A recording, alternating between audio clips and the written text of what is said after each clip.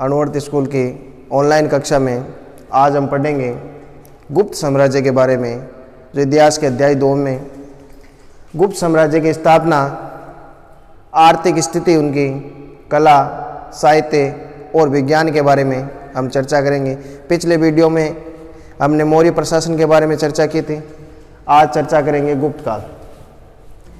गुप्त साम्राज्य 275 ईस्वी से 550 ईस्वी तक। इसका उदय 3री शताब्दी में हुआ। विष्णु पुराण, वायु पुराण, भागवत पुराण से ज्ञात होता है कि प्रारंभिक गुप्त साम्राज्य मगध, उत्तर पश्चिम बंगाल तक गंगा नदी के तटीय प्रदेश में ये सम्मिलित थे। गुप्त साम्राज्य का प्रथम शासक श्रीगुप्त, वैसे वास्तविक शासक तो चंद्रगुप्त को माना जाता है, लेकिन प्रथम शासक श्रीगुप्त ये 275 ईस्वी से 300 ईस्वी तक रहा। प्रभावती गुप्त के पुनः ताम्र अभिलेख में श्रीगुप्त का उल्लेख मिलता है। प्रभावती गुप्त का जो ताम्रपत्र अभिलेख है उसमें श्रीगुप्त का हमें उल्लेख मिलता है। आदिराज के रूप में भी किया गया है। इसने उपाधि धारण की थी आदिराज की, तो श्रीगुप्त को आदिराज के रूप में भी जाना जाता है। इनका शासनकाल 240 ईस्वी से 280 तक रहा। श्रीगुप्त ने महाराज की उपाधि भी धारण की थी। श्रीगुप्त ने महाराज की उपाधि भी धारण की थी। श्रीगुप्त स्वतंत्र शासक न होकर संभवतः किसी शासक के अंतर्गत सामंत थे, इसीलिए गुप्त साम्राज्य का इसे वास्तविक संस्थापक नहीं कहा जाता, क्योंकि ऐसा माना जाता है कि ये स्वतंत्र शासक नहीं थे, किसी शासन के अधीन ये शासन करते थे, इसीलिए इस गुप्त साम्राज्य का वास्तविक संस्थापक श्रीगुप्त को नहीं माना जाता है। उसके बाद आता है श्रीगुप्त का उत्तराधिकारी घटोत्कच। 300 ईस्वी से 319 तक, लगभग 280 ईस्वी से श्रीगुप्त ने घटोत्कच को अपना उत्तराधिकारी बनाया। 280 में इसे अपना उत्तराधिकारी उसने घोषित कर दिया। इसने भी महाराज की उपाधि धारण की थी। गुप्त काल में देखिए ये महाराज की उपाधि लगभग शासक धारण करते थे, तो घटोत्कच ने भी महाराज की उपाधि धारण की। प्रभावती गुप्त ने पुनः एवरिदपुर ताम्रपत्र अभिलेख में घटोत्कच को गुप्त वंश का प्रथम राजा बताया गया।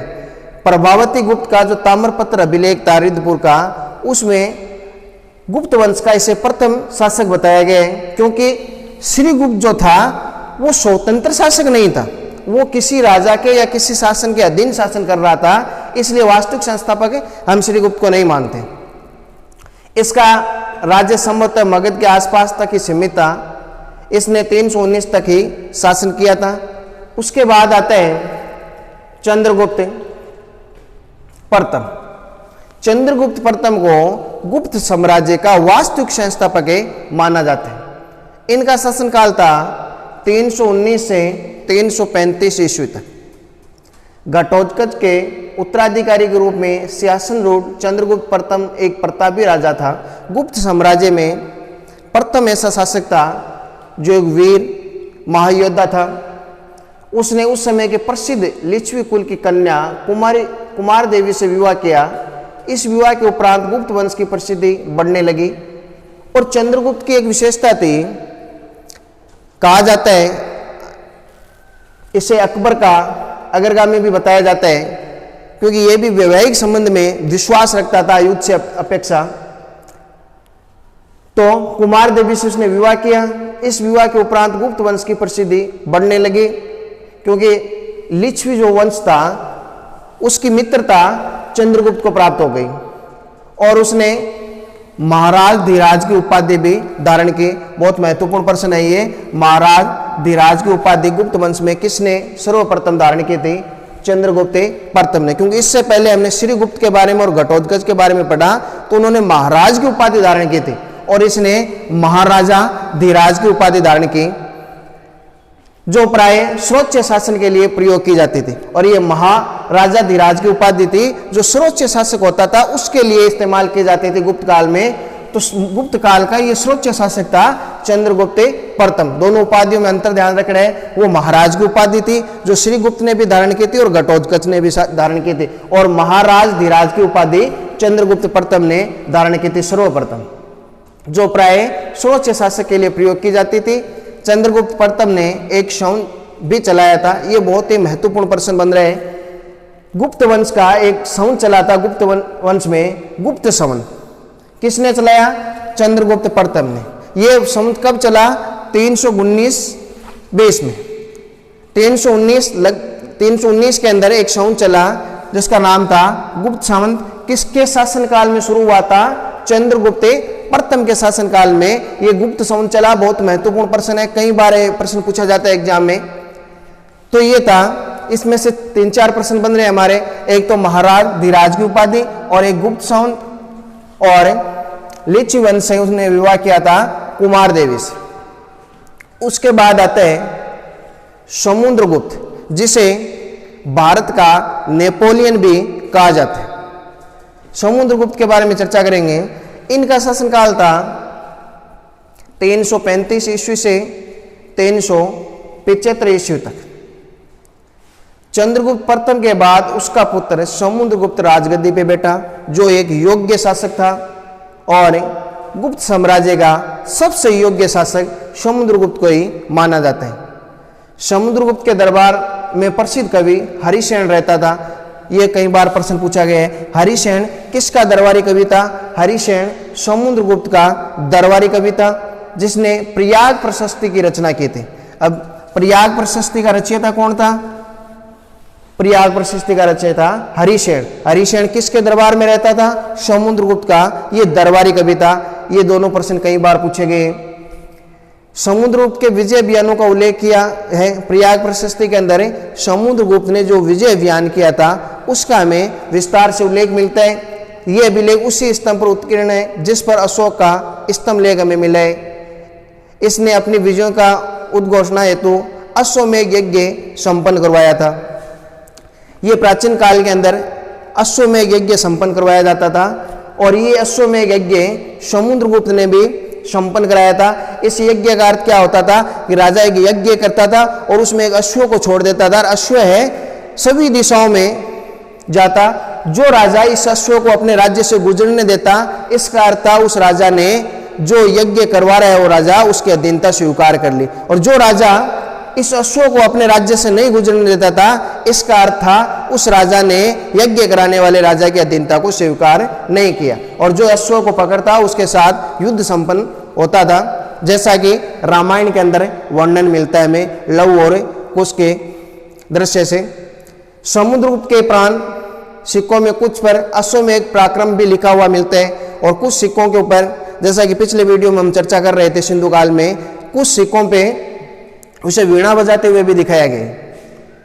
फिर प्रयाग अभिलेख, स्तंभ अभिलेख इलाहाबाद उत्तर प्रदेश में विद्यमान है। यह भी प्रश्न कई बार है। प्रयाग स्तंभ अभिलेख कहाँ पे है? इलाहाबाद के अंदर, उत्तर प्रदेश के अंदर। मानचित्र में भी यह प्रश्न पूछा गया कई बार। गुप्त काल का महत्वपूर्ण ऐतिहासिक स्रोत था, जिसमें समुद्रगुप्त के राज्याभिषेक, दिग्विजय और व्यक्तिगत पर विशद प्रकाश डाला गया है। प्रयाग स्तंभ लेख में किस किस का वर्णन किया गया है? इसके व्यक्तिगत जीवन का, उसके राज्याभिषेक का, और उसकी दिग्विजय के ऊपर, जिसने सभी दिशाओं में विजय अर्जित की थी, उसका वर्णन हमें प्रयाग स्तंभ अभिलेख के अंदर मिलता है। कई अधिकारियों के पदों और नामों के उल्लेख से गुप्तकालीन शासन व्यवस्था की जानकारी हमें इस प्रयाग स्तंभ अभिलेख से मिलती है। अलंकारिक संस्कृत भाषा, ब्राह्मी लिपि, चंपू शैली, तात्कालिक समर्थ साहित्य की प्रगति के प्रत्येक प्रयाग प्रशस्ति में समुद्रगुप्त को कविराज भी कहा गया है। प्रयाग प्रशस्ति में समुद्रगुप्त को कविराज भी कहा जाता है। गायन व संगीत में दस्ता में गुरु, तमरु, नारद को लज्जित करने वाला, लाख गायों का दानी, उच्च कोटि का विद्वान, विद्या का संरक्षक, धर्म का प्राचीर कहा गया इसे। यानी युद्ध कला में निपुणता, विद्वानों को संरक्षण देने वाला था। तो हम कह सकते हैं एक उस समय का गुप्त काल का एक महान शासक था ये। उसके बाद उसके विजयों के बारे में हम चर्चा करें। समुद्रगुप्त की विजय, तो श्रीलंका के राजा मेघवर्म ने कुछ उपहार भेजकर समुद्रगुप्त से गया में एक बौद्ध मंदिर बनाने की अनुमति मांगी। समुद्रगुप्त का साम्राज्य विस्तार कश्मीर में पश्चिम पंजाब, पश्चिमी राजपूताना, हमारे राजपूताना में भी इनका विस्तार फैला हुआ था, राजस्थान के अंदर भी। सिंध और गुजरात के अतिरिक्त से सारा भारत सम्मिलित था। समुद्रगुप्त ने भारत में एक नए युग की स्थापना की, अखिल भारतीय साम्राज्य के आदर्श से प्रेरित हुआ और संपूर्ण भारतवर्ष को राजनीतिक एकता के सूत्र में बांधा, क्योंकि मौर्य वंश के बाद भारत को एक करना बड़ी मुश्किल थी और उसको एक करने का कार्य किया गुप्त काल में, विशेष समुद्रगुप्त ने। विजय के बारे में हम चर्चा कर रहे थे। समुद्रगुप्त एक महान सेनापति था, एक महान शासक था, एक महान कूटनीतिज्ञ था और एक बहुआयामी प्रतिभा से युक्त यथार्थवादी व्यक्तित्व का धनी था। उसका दरबारी का भी जैसे हम चर्चा कर रहे थे हरिसेन, महासंधि विग्रह हरिसेन ने प्रयाग परिस्थिति में अपने आश्चर्यदाता समुद्रगुप्त के पराक्रम और उसकी दिग्विजय का हमें वर्णन मिलते हैं। तो ये इसकी कुछ प्रमुख विजय हैं। समुद्रगुप्त ने सर्वप्रथम आर्यवर्त अर्थात गंगा यमुना दोआ पर सैनिक अभियान किया, 2 चरणों में पूरा हुआ। 9 राजाओं रुद्रदेव, मतेल, नागदैत्य, चंद्रवर्मन, गणपति नाग, नागसेन, अच्युत, नंदी, बलवर्मा को पराजित किया, जिन्हें राजप्रसन्न मौर्य की नीति के तहत साम्राज्य में मिलाया गया। समुद्रगुप्त की एक विशेषता भी थी, राज्य को जीतने के बाद उस राजा को वो राज्य वो वापस से लौटा देता था। ये इसकी महानता थी, या फिर हम कह सकते हैं एक कूटनीति थी। समुद्रगुप्त ने दक्षिण के 12 राज्यों को कौशल, महाकांतर, कोरला, कोमट्यूर, फिस्ट्यूर, एरेनपल्ली, कांची, अवमुक्त, वेंगी, प्लेक, देवराष्ट्र, कुस्तलपुर आदि को पराजित किया, लेकिन उसने ग्रहण मोक्ष अनुग्रह की नीति अर्थात ग्रहण शत्रु पर अधिकार, मोक्ष शत्रु को मुक्त करना, शत्रु को विजय अर्जित करता शत्रु पर, उसके बाद शत्रु को ये अपने बंधन से मुक्त कर देता था। इस नीति के तहत कई राजा इसकी प्रशंसा करते थे उस समय, कई इतिहासकारों ने इसकी प्रशंसा की है।